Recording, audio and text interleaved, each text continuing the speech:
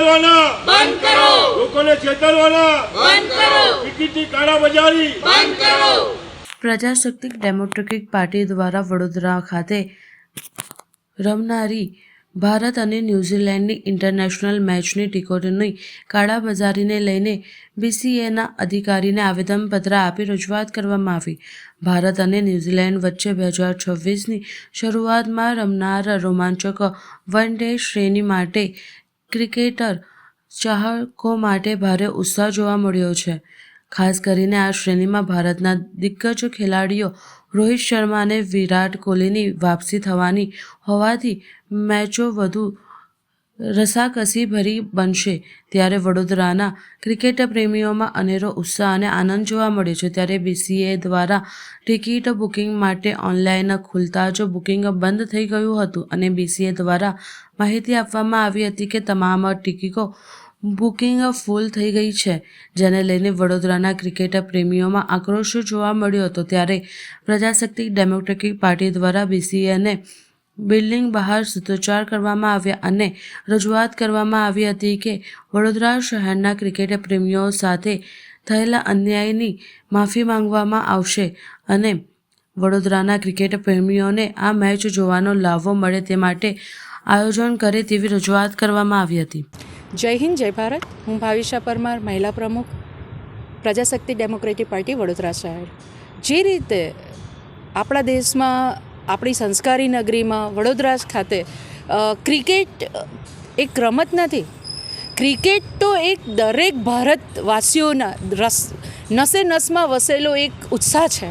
જ્યારે આપણી સંસ્કારી નગરીમાં આજે ક્રિકેટનું ઇન્ટરનેશનલ ક્રિકેટનું આયોજન થવા જઈ રહ્યું છે અને સંસ્કારી નગરીમાં જ્યારે આ રીતના કાળાબજારી થવાના જે કિસ્સાઓ બહાર આવે છે, ત્યારે અમારી પાર્ટી સાથે પબ્લિક માટે બહાર આવવું જ પડે અને એના જ માટે આજે અમે લોકો અહીંયા આવેદન આપ્યું છે.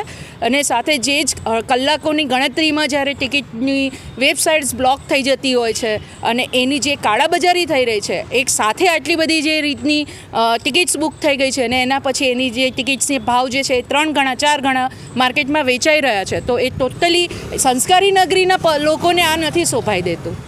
એટલા માટે અમે આજે પબ્લિકનો અવાજ બનીને આજે અહીંયા આવ્યા છે.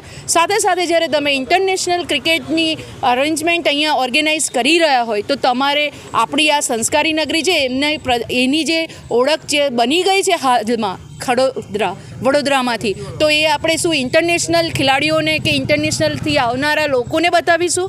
ત્યાંના રોડ રસ્તા જુઓ તમે જ્યારે આટલી મોટી ઇવેન્ટ ઓર્ગેનાઇઝ કરી રહ્યા હોય તો તમને ખબર નથી પડતી કે અમારે બેઝિક નીડ્સ ત્યાં પૂરી કરવાની હોય છે.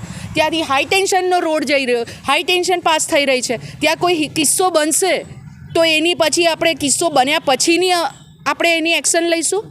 તો પહેલાં તમે જ્યારે ઓર્ગેનાઇઝ કરી રહ્યા છો કોઈ ઇવેન્ટ, તો એ તમારો રોલ નથી કે તમે બધી જ વસ્તુઓને પહેલેથી પ્લાન કરીને કરો. હું આજે એક સોશિયલ વર્કર છું, હું આજે એક મહિલા પ્રમુખ તરીકે હું વડોદરાની જનતાનો અવાજ ઉઠાવી રહી છું અને એ જ અવાજ લઈને હું આજે બરોડા ક્રિકેટ એસોસિએશનમાં અમે લોકો અમારી ટીમ સાથે આવ્યા છે અને આજે અમે આવેદનપત્ર આપ્યું છે. જય હિન્દ, જય ભારત.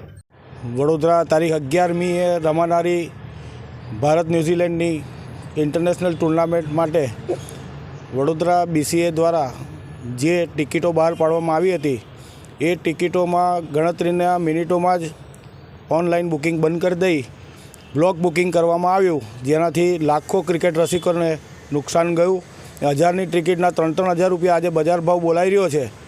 આ કાળાબજારી કરવા પાછળનો હેતુ શું હોઈ શકે એ જણાવવા માટે અમે પ્રજાસત્તાક ડેમોક્રેટિક પાર્ટી વતી હું વડોદરા શહેરનો કાર્યકારી પ્રમુખ અને જિલ્લા પ્રમુખ કૌસ્તુભ ભટ્ટ આવેદનપત્ર આપ્યું છે આજે કે આની તપાસ થવી જોઈએ અને અમે પણ CBIમાં રજૂઆત કરવાના છે કે આ કાળાબજારી કરવા પાછળનો હેતુ શું, આની પાછળ કોણ સંડોવાયેલું છે એના નામ ખુલ્લા પડવા જોઈએ.